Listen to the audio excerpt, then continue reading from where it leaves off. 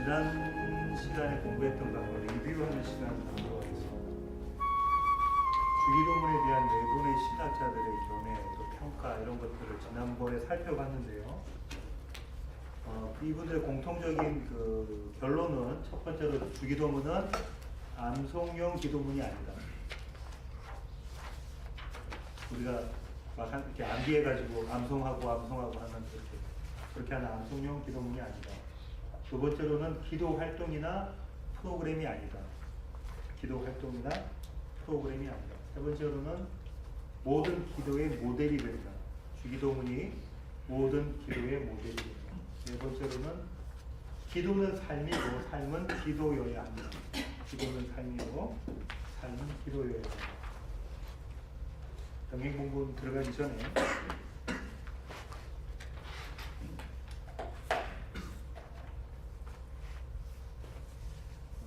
네 분의 목사님 중에 네 분의 신학자 중에서 정용석 목사님이라고 정용석 목사님 목사님께서 하신 말씀 중에서 한국 교회의 문제점이 있는 소리 한국 교회 문제점 중에서 교회적으로 한국 교회 문제점이 뭐냐면 기도를 활동이나 프로그램으로 생각을 한다는 거죠. 우리가 많이 알고 있는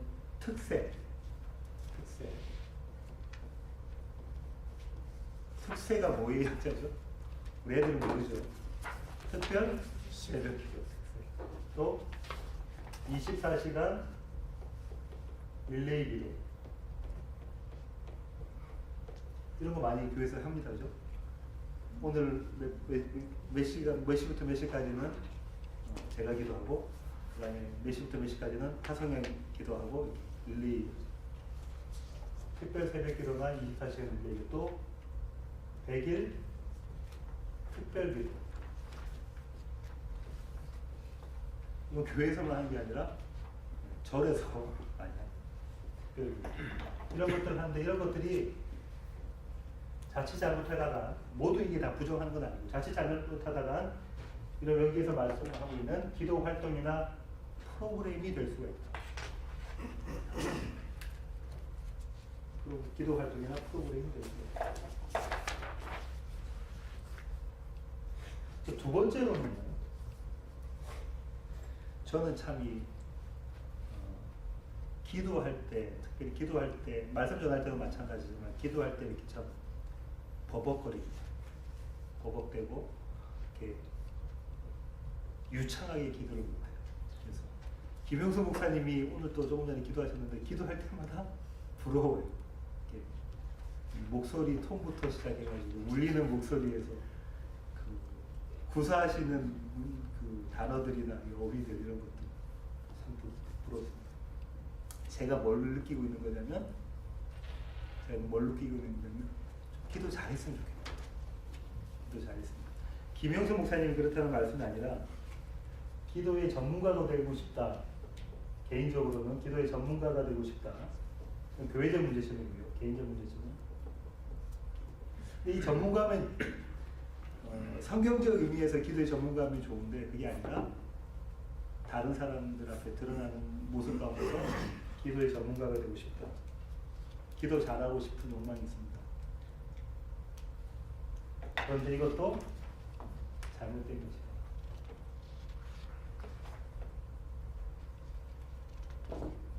기도는 잘하는 기도, 잘못하는 기도, 이런 것이 누군 누구보다 더 기도를 잘하고 누군 누구보다 기도를 덜 못하고 이런 기준이 없는 거죠.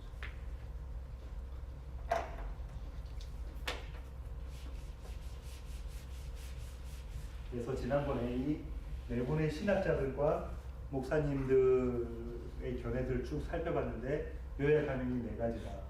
기도는 암송이 아니고, 기도는 활동이나 프로그램이 아니고, 주기도는 모든 기도의 모델이 되고, 기도는 삶이고, 삶은 기도여야 한다. 참 의미 있는 이야기입니다. 기도는 삶이고, 삶은 기도여야 한다. 우리는 이렇게 생각하고 있지 않지 않았습니다.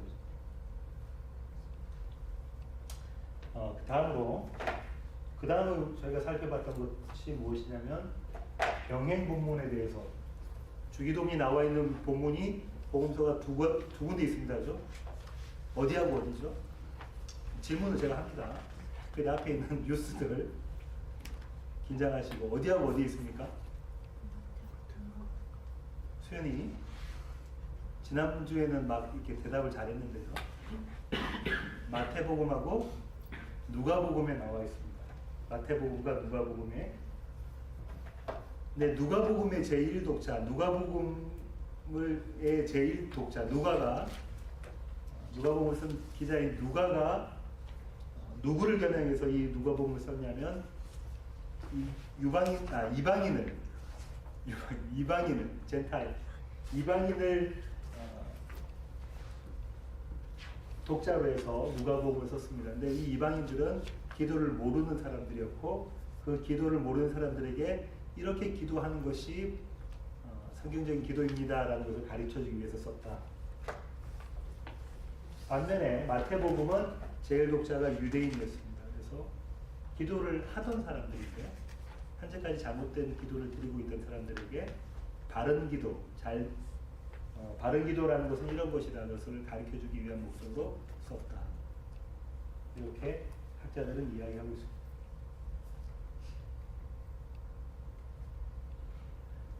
이 병행본문의 주기도문에 병행본문에 나와 있는 주기도문을 요약해 보면 이렇습니다. 누가복음은 유대인의 새로운 하나님 나라 운동이 주기도문이다.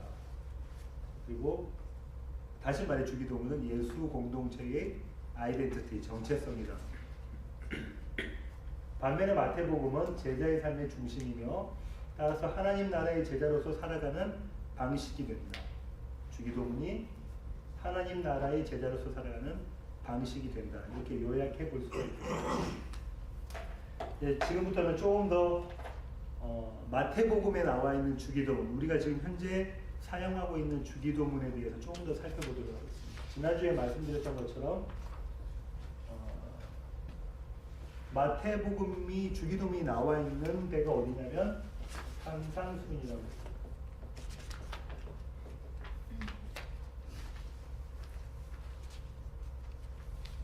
Summers on Mountain입니다.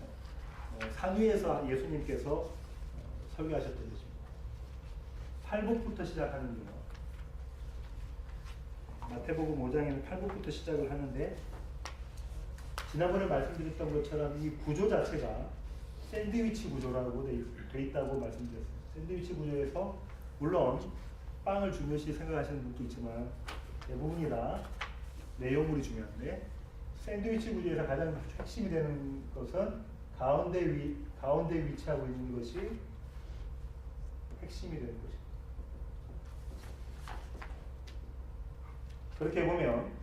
그렇게 보면 팔복, 반어적 가르침, 종교 행위에 대한 가르침, 제1계명에 대한 가르침, 결론적 권명 중에서 가운데 있는 부분이 종교 행위에 대한 가르침이고 거기에 위치해 있는 주기도문이 이 전체 상수훈의 주제, 핵심이 된다. 이렇게 볼 수가 있겠습니다. 팔복은 지난번에 말씀드린 것처럼 하나님 백성의 정체성에 대한 것입니다. 복 있는 사람 너야, 복 있는 사람 너는 심령이 가난한 사람이다 부터 시작합니다. 두 번째가 반어적 가르침인데 너희는 이렇게 알고 있을 것이다 하면서 모세의 법에 대한 소개를 하고 그 다음에 그렇지만 나는 이렇게 말한다. 나는 이렇게 가르친다 해서 예법과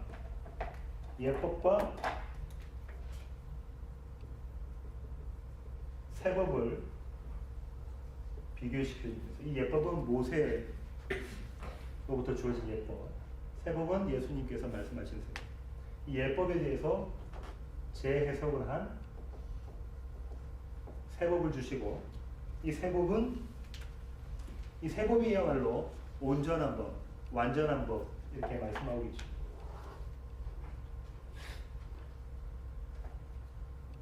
그 다음이 종교 행위에 대한 가르침, 제자도의 중심이 되는 종교 행위에 대한 가르침. 그 다음이 제1계명에 대한 가르침, 하나님에 대한 전적인 헌신. 사실상 이것은 이 제1계명이라는 것은 10계명 중에 제1계명이라기보다는 십계명을 요약하면 2계명이 되는데 하나님 사랑, 이웃 사랑 그 중에서 제일 1계명. 그래서 지난번에 말씀드린 것처럼 우상 숭배하지 마. 여기서 우상은 세상이다. 세상 숭배하지 마세요.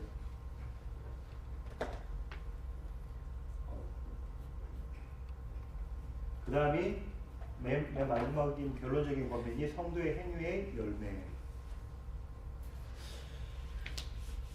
산상수훈에 대해서는 이미 우리 이동현 목사님이 쭉 설교를 하셨기 때문에 그 내용을 참고하시면 될 것 같고요. 오늘 이 시간에는 여기서 이 종교 행위에 대한 가르침에 대해서 좀 더 살펴보도록 하겠습니다. 종교 행위에 대한 가르침이 이렇게 3가지로 나눠져 있는데 이것도 역시 샌드위치 구조로 되어 있어서 가장 중요한 것이 기도이다 이렇게 볼 수가 있고요. 종교 행위에 대한 가르침은 3가지를 이야기하는데 자선, 기도, 금식으로 나눠져 있습니다. 자선, 기도, 금식. 근데 이건 같은 구조로 되어 있어요. 같은 구조로 되어 있어요. 한번 저희가 한번 찾아볼까요? 마태복음 6장 1절부터 18절까지. 마태복음 6장 1절로 18절. 성경책을 다음부터는 꼭 가지고 오세요.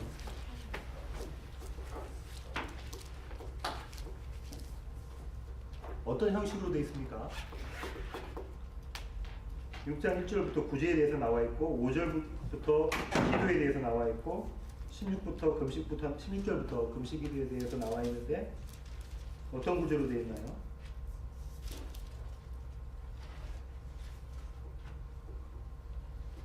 잘못된 자손에 대한 이야기를 하고 있습니다.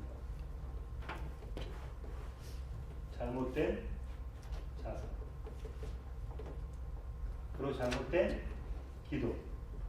그리고 잘못된 금식. 여기에 대한 이야기를 하고 있고 예수님께서 가르쳐 주신 그렇다면 바른 자손이라는 것은 무엇이고 바른 기도라는 것은 무엇이고 바른 금식이라는 것은 무엇이다 이렇게 가르쳐주는 구조로 되어져 있습니다. 자세히 보시면 그렇죠.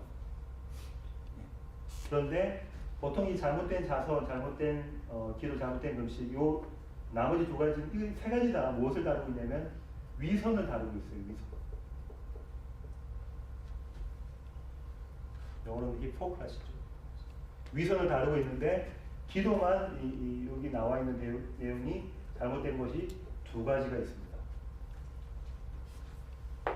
나머지 다 한 가지씩 이렇게 되고 그 2가지가 뭐죠? 누구의 기도? 첫 번째는 유대인의 기도. 특별히 이 유대인을 복음서 기자들은 누구라고 이야기하나요? 바리새인. 우리가 그걸 어떻게 알 수 있죠? 예수님께서 비교하신 게 있어요. 바리새인과 세례의 기도에서 비교해 놓고 계시죠. 2번째는 누구의 기도? 이방인의 기도.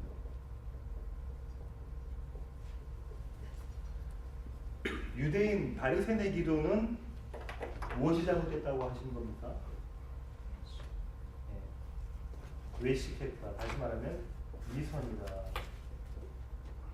이방인의 기도는 무엇이 잘못됐다?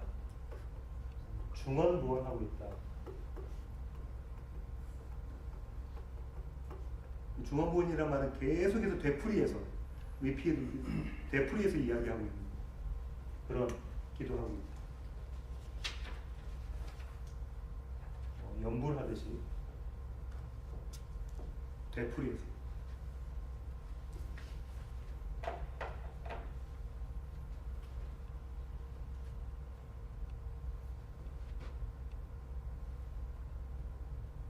근데 제가 이렇게 쭉 공부를 하면서 제가 하는 기도 중에 대부분이 이 기도였던 것 같아요. 제가 하고 있는 지금 기도 중에 대부분이 위선이었고 또 중언부언이었지 않나 이렇게 생각이 되어집니다.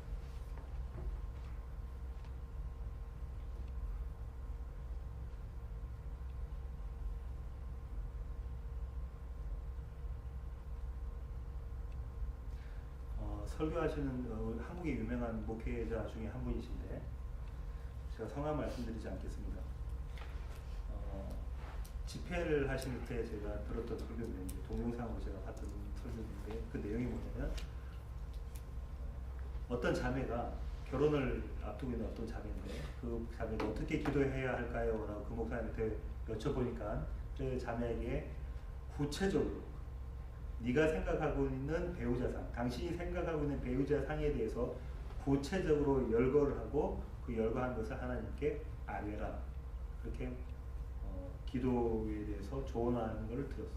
그리고 얼마 후에 진짜 그와 똑같은 사람이 그 자매의 배우자가 됐다. 예를 들면 키는 우리 김영수 목사님처럼 180 몇 cm 정도 되고 또 얼굴은 뭐 잘생겨야 되고 몸매도 좋아야 되고 직업은 사자 돌림이 되고 뭐 이 구체적으로 이렇게 있고 교회도 잘 다녀야 되고 집도 부유해야 되고 여러 가지 이렇게 조항들을 다 집어넣고 거기에 대해서 기도했는데 구체적으로 거기에 대해서 기도하니까 그 해당되는 사람이 자기의 배우자가 되더라.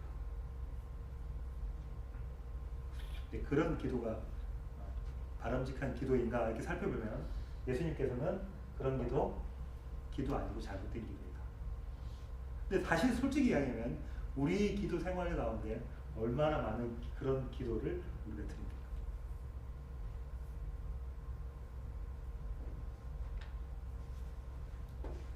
이 두 가지 기도의 태도는 무엇이라고 생각할 수 있냐면 이 두 가지 태도는 하나님에 대한 불신이에요. 다시 말하면 믿음 없음.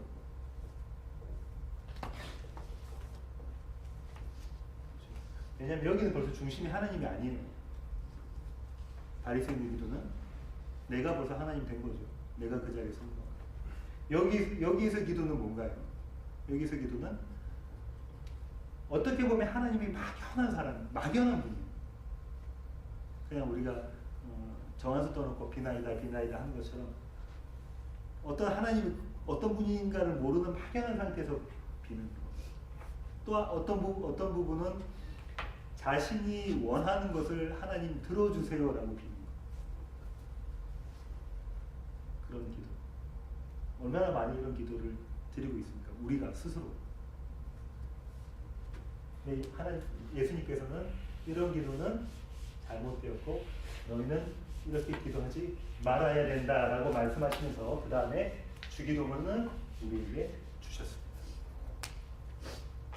지금부터 조금 이렇게 복잡한 주기도문의 구조에 대해서 들어갑니다. 5분의 신학자들, 목회자들이 이야기하고 있는 주기도문의 구조에 대해서 말씀을 드릴 텐데요. 한 분은 거기 지금 교재에 안 들어가 있어요. 어제 제가 추가로 집어넣었는데요.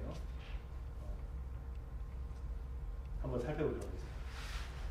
먼저 제임스 페커 목사님의 주기도문을 바라보는 목사님의 견해는 33 청원 구조입니다. 33 청원.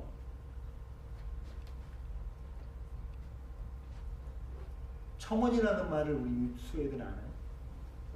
모르죠. 영어로는 petition. 네.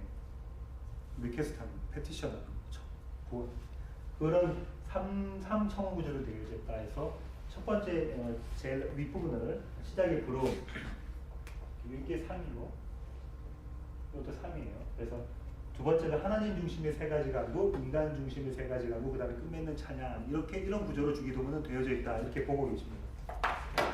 좀 더 자세히 살펴보면 하나님 중심의 3가지 강구는 우리가 이미 알다시피 하나님의 이름 거룩, 하나님 나라 노래, 하나님 뜻 성취예요.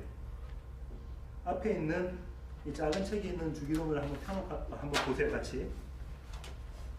작은 책에 있는 주기도문을 보고 보시면 영어로 봐도 좋고 맨 위에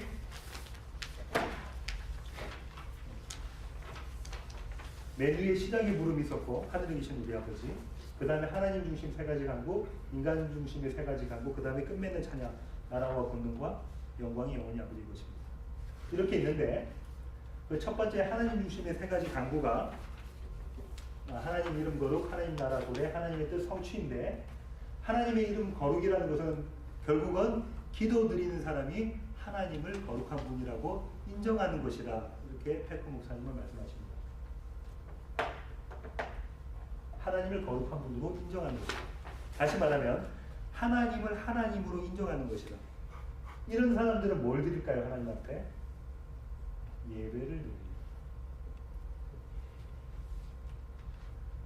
하나님을 하나님이라고 인정하지 못하면 우리가 그런 사람들이 드리는 예배는 참된 예배일 수가 없어요. 그래서 하나님의 이름 거룩은 하나님을 거룩한 분으로 인정하는 것이고 그것은 곧 우리가 예배로 이어진다.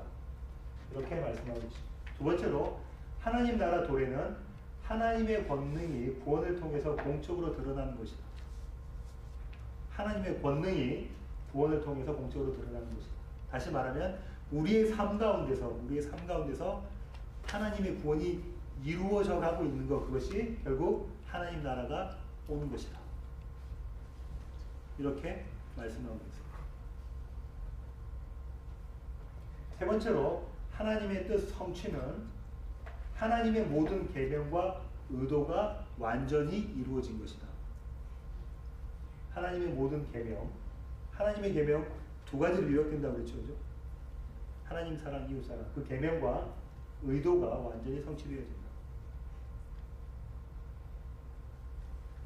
여기서 하나님의 의도, 우리가 잘 알고 있는 창세전 언약 어디 있는 거죠? 에베소서 1장 예수 그리스도를 통해서 하나님 앞에서 거룩하고 흠이 없는 자로 만드시는 것.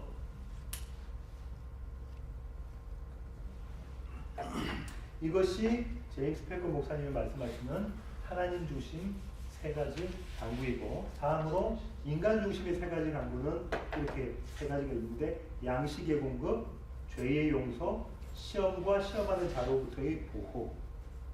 양식의 공급, 죄의 용서, 시험과 시험하는 자로부터의 이렇게 세 가지 강구를, 인간 중심의 세 가지 강구를 우리는 드리는 것이다. 주기도문을 통해서. 양식의 공급이라는 말은 다시 말하면 먹는 것뿐만 아니라 물질적인 공급. 이 땅의 삶을 살아가는 데 필요한 물질적인 공급. 우리는 이런 물질적인 필요가 있습니다. 하나님 우리에게 공급해 주세요. 이렇게 기도하는 것이고, 죄의 용서는 영적인 맹생과 회복을 위한 필요. 영적인 회복을 위해서, 영적인 회복이 우리에게 필요합니다.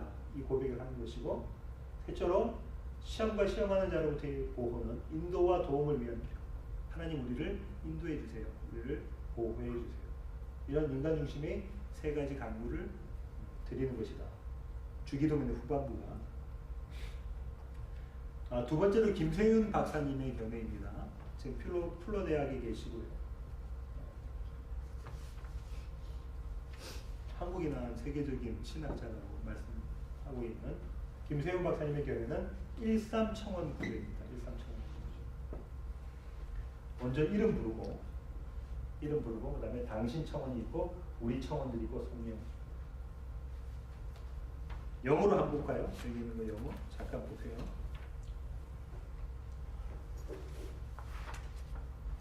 당신 청원은 왜 뭐라고 되어 있냐면 Your name, Your kingdom, Your will 이렇게 막 당신 청원.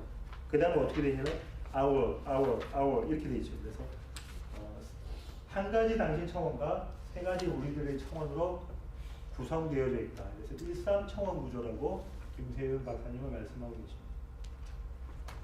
먼저 당신 청원은 하나님의 이름 거룩, 하나님 나라 도래, 하나님 뜻 성취 이렇게 세 가지가 있는데 왜 이것을 한 가지라고 김세윤 박사님이 보시냐면, 첫 번째 나와 있는 하나님의 이름 거룩은 청원이라기보다는 신앙 고백이고 성도의 소망이다. 왜냐하면 유대인의 그 문화 기법 중에서 하나님의 이름을 부르고 난 다음에 다 그 이름이 거룩히 되기를 원하는 그런 소망, 신앙 고백을 같이 첨부해서 항상 그렇게 써왔기 때문에 유대인의 관습상 이것은 하나님의 이름 거룩은 신앙 고백이고 성도의 소망이다. 그래서 청원이라고 보기는 힘들다.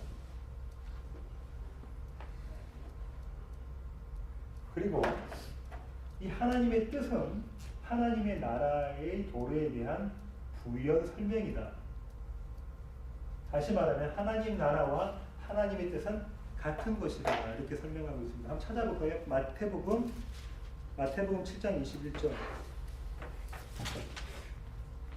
찾으신 분이 한번 읽어주세요. 마태복음 7장 21절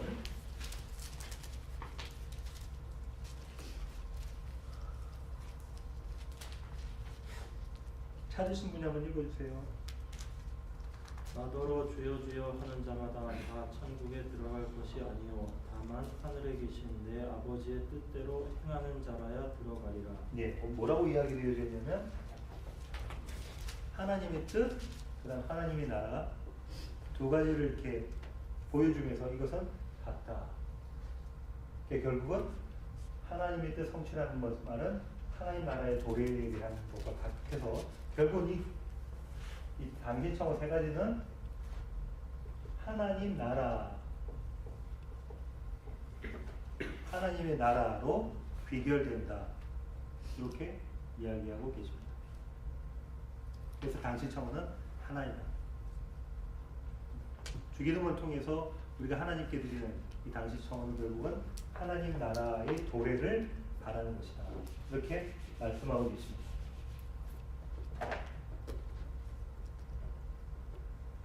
그 다음 후반부는 같고요. 13 청원 근거로 이야기하는 게 조금 전에 의미적으로 하나님 나라의 입장은 하나님의 뜻과 같다.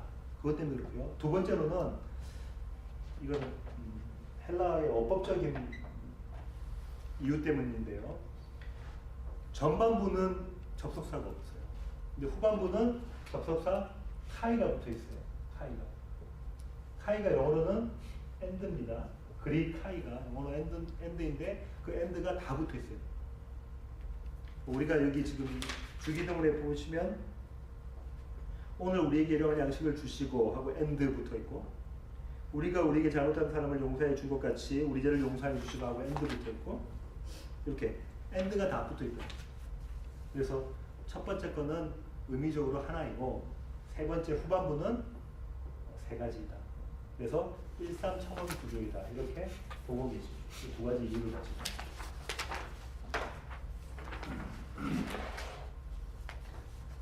좀 더 김세윤 박사님의 견해를 요약해보면 13청원 구조의 의미는 하나님 나라 청원이 주기도문의 중심이다. 아까 말씀드린 것처럼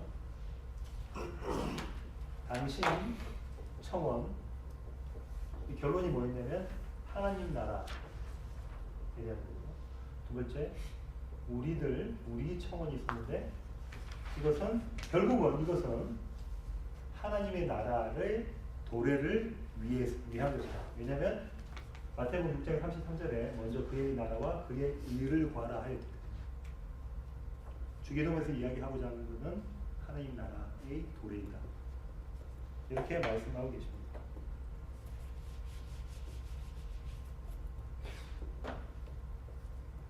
그 다음으로 3, 4청원 구조가 있는데 그 교재는 없습니다. 3, 4청원 구조가 있는데 로버트 마우스라는 그 신학자가 있어요. 마우스 그 그릭 그 교재 중에서 유명한 마우스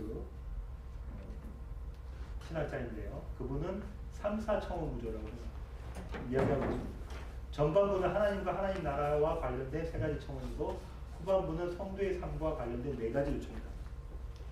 그러니까 뭐하고를 네 가지 요청이니까 세 가지 요청하고 틀리잖아요. 뭐하고를 분리시켜놨냐면 우리 주기도문 한번 보실까요? 우리를 시험에 빠지지 않게 하시고 악에서 구하소서 이 두 가지를 분리시켜놨어요. 앞에 것까지 제임스 패커 목사님이나 김세윤 박사님은 다 어떻게 했냐면 그거를 하나의 덩어리로 봤고요. 지금 이 로버트 마우스 같은 경우에는 그거를 분리시켜놨습니다. 그래서 우리를 시험에 빠지지 않게 하시고가 한 청원, 그 다음에 악에서 구하소서가 한 청원이다. 이렇게 이야기합니다. 이분의 견해 중에 참 재미있는 게 있는데요. 그게 뭐냐면 종말론적 측면의 해석을 제시하고 있습니다. 영어로는 extended 마라나타 뭡니까? 계시록의 맨 마지막에 있는 주여 어서 오십시오. 그 종말론적인 측면, extended 마라나타의 해석을 제시하고 있는데요. 왜 그렇게 생각하고 있냐면 일용할 양식이라고 나오는 더 데일리 브레드를 어떻게 보냐면 이분은 메시아닉 뱅크스를 봅니다. 그러니까 마지막 날에 우리가 신랑이신 주님과 예수님과 혼인잔치하는 그걸로 보고 여기서 나오는 시험, 더 템테이션을 뭐라고 보냐면 마지막 때 성도가 받게 될 심한 박해이다. 이런 견해를 가지고 종말론적인 입장에서 주기도문을 해석하는 견해입니다. 이렇게 하다 보니까 전반부는 미래적 완성이에요. 그죠? 다가올 온전한 완전된 완성. 그 다음에 후반부는 현재 성도의 삶에서 일하시는 하나님에 대한 이야기. 미래적 완성을 소망하면서 살아가고 있는 하나님의 백성 가운데서 일하시는 하나님. 그것을 보여주기 위한 것이다. 하지만 이렇게 구분해야 할 수 있지만 하지만 전반부와 후반부 모두 현재와 미래를 내포한다. 이렇게 결론 짓고 계십니다. 그 다음 스탠리 하워스의 견해입니다. 참 이분의 견해도 참 읽어보니까 좀 동감이 돼요. 많이 되는데 이중구조로 보시는데 전반부는 하나님의 전능과의 대면이고 후반부는 우리의 무능과의 대면입니다. 전반부는 하나님의 전능과의 대면이고 후반부는 우리의 무능과의 대면. 다시 말하면 하나님의 전능과의 대면이란 말은 하나님께서 하나님이 되시라는 강구이다. 누구에게? 누구에게? 우리에게. 하나님이 우리에게 하나님이 되세요. 그렇다면 그 전에 주인이 다른 사람이 되는 거죠. 다른 누구? 아까도 이야기됐던 세상이었다는 거죠. 우리의 주인이 세상이었는데 그것이 아니라 이제는 하나님이 되세요. 이게 스탠리 하워스가 생각하고는 전반부 하나님 전능과의 대면.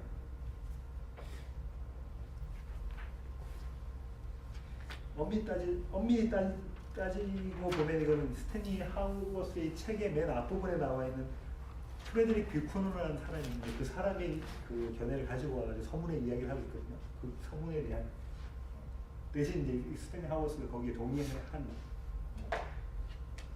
그런 견해. 후반부는 우리의 무능과의 대면인데요. 다시 말하면 하나님께서 하나님이 원하시는 바를 행하시라는 강구입니다.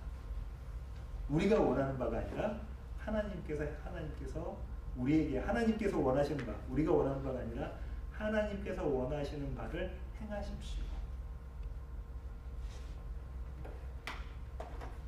하나님의 전능과의 대면. 하나님은 누구시다? 창조주이시다. 전능하신 하나님. 우리는 누구다? 피조물이다. 영어로는 하나님은 creator고 피조물은 creature.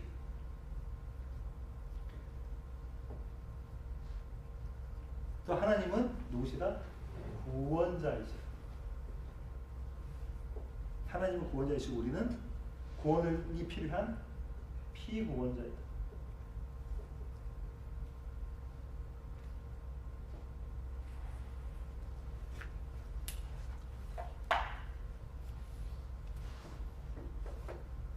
주기도문을 이렇게 볼 수도 있구나라는 생각이 들어요. 하나님의 전능과 대면 전반부가, 그다음 후반부는 우리의 무능과의 대면. 하나님이 어떠하신 분인지 알고 우리가 어떤 사람이라는 걸 알고. 지금까지 우리가 하나님을 생각했던 그 세상과 하나님을 자리 바꾸고 그 하나님께서 원하신 바를 우리의 삶 가운데서 이루어 주십시오. 우리는 할 수 없으니까, 무능하니까 우리 가운데서 하나님 대신 전능하신 하나님께서 우리 가운데서 하나님의 뜻을 이루어 주십시오. 그것이 주기도입니다. 이렇게 이야기하고 있습니다.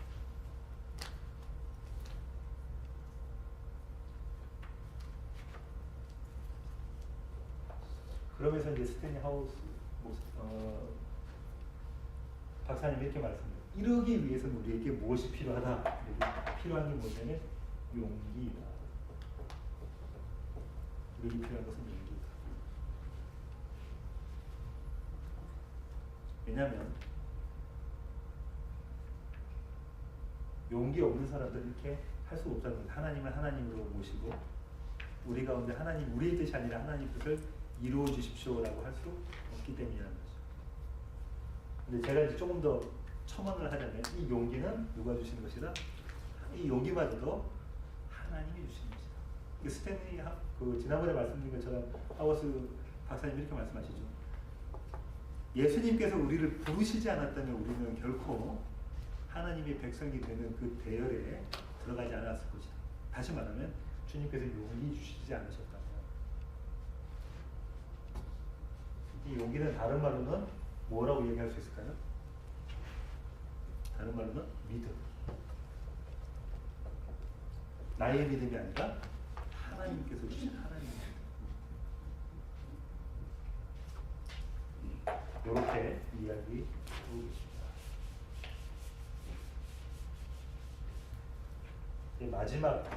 마지막 결론인데요. 김성수 목사님. 김성수 목사님의 마지막. 원래 김성수 목사님은 어떤 청원 구조를 취하셨냐면 33 청원이나 34 뒤에는 잘 안 보여요. 33 청원이나 34 청원.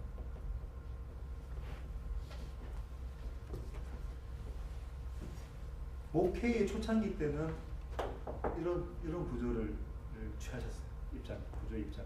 그래서 김선수 목사님의 그 설교를 들어보시면 처음 주기도문이라고 나오는 데는 여기서 도움이 나오고 계십니다. 그런데 마지막에 돌아가기 전에는 무엇을 하시냐면 산상순을 설교하셨죠. 그때 다른 구조를 말씀하셨던 그 구조가 뭐냐면 이 샌드위치 구조입니다.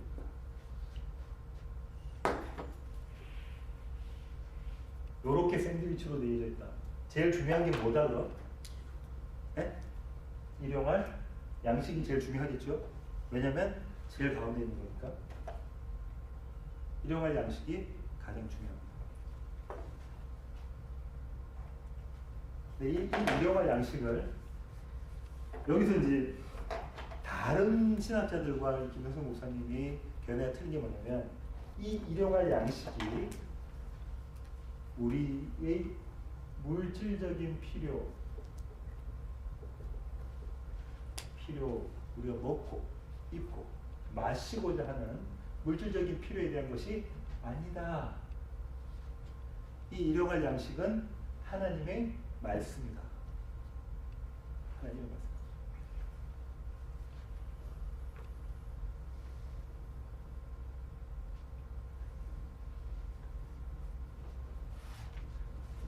그렇게 말씀하고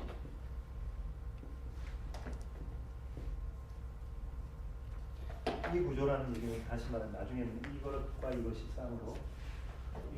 쌍으로 연관이 있다는 얘기. 나중에 저희가 하나하나 찾아보면서 진짜 그런지 얘기하는 것입니다. 그때 가서 한번 생각해 보도록 하겠습니다. 하나님의 말씀은 곧 누구시다? 예수님이시다.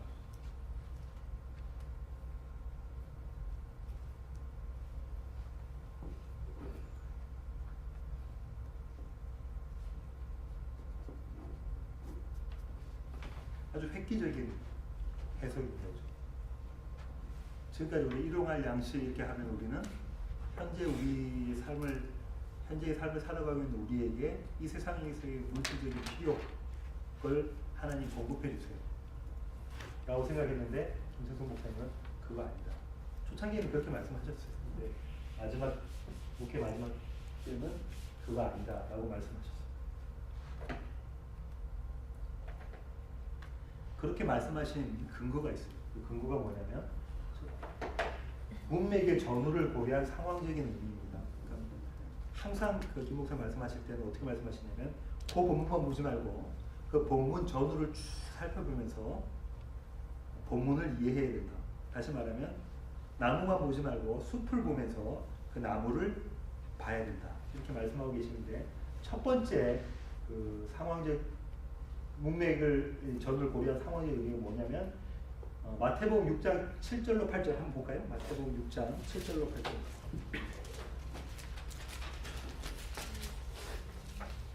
찾으신 분이 한번 읽어주세요. 또 기도할 때 이방인과 같이 중언부언하지 말라. 그들은 말을 많이 하여야 들으실 줄 생각하느니라. 그러므로 그들을 본받지 말라. 구하기 전에 너에게 있어야 할 것을 하나님 너희 아버지께서 아시느니라. 뭐라고요? 8절에 뭐라고 특별히 뭐라고 돼 있죠? 뭐를? 우리가 구하기 전에 우리에게 필요한 것은 다 하나님께서 알고 계신다. 그렇게 조금 전에 이야기해놓고 이것이 우리가 물질적으로 필요한 우리가 먹을 것에 대한 입을 것에 대한 것이겠느냐라고 말씀하고 계신 거죠. 두 번째 근거는 6장 19절로 34절인데 그 중에서 31절만 한번 누가 한번 읽어주세요.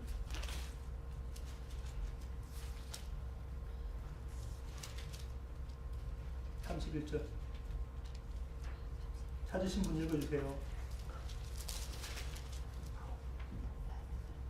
그러므로 염려하여 이르기를 무엇을 먹을까 무엇을 마실까 무엇을 입을까 하지 말라. 여기 있었는데요. 무엇을 먹을까 입을까 마실까 염려하지 말라 이렇게 말씀을 하셨는데 이것이 그걸 달라고 하는 기도이겠느냐 이렇게 말씀하시죠. 그래서 김성호 목사님 이런 근거에 의해서 이 일용할 양식은 우리가 먹는 우리가 이 물질적인 필요 이것이 아니다. 이미 하나님 다 알고 계시다.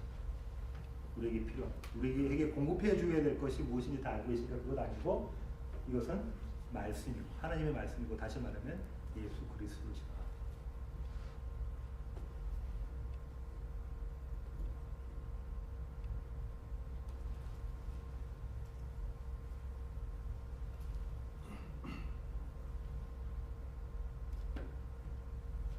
그래서 결론은 김수성 목사님은 하나님의 말씀으로 우리가 이 땅의 삶을 살아갈 수 있도록 하나님 그 말씀을 우리에게 허락해 주시고 그 말씀대로 우리가 살아갈 수 있도록 우리를 인도해 주십시오 하는 기도이다. 이렇게 결론 짓고 계십니다. 지금까지는 저의 견해가 아니라 5분의 신학자들에 대한 견해고요. 이 중에서 저는 이겁니다라고 제가 지금 말씀드리고자 하는 것도 아니고 이런 견해들이 있는데 우리가 앞으로 이제 본문을 다음 주부터 연구해 나갈 건데 어떤 견해가 맞을지 또 이 5분 중에 딱 꼬집어하고 또 한 분이 이것이 맞다라고 이야기하고자 하는 것도 아닙니다. 이런 견해들이 있다라는 것 정도 이렇게 살펴보는 것으로 해서 주기도문 전반에 걸친 신학자들의 평가와 병행본문 마태복음과 누가복음에 나와 있는 주기도문을 살펴봤고 마지막으로 주기도문의 구조까지 살펴봤습니다. 다음 시간부터는 주기도문의 본문을 살펴보도록 하겠습니다. 첫 번째 게 하늘에 계신 우리 아버지.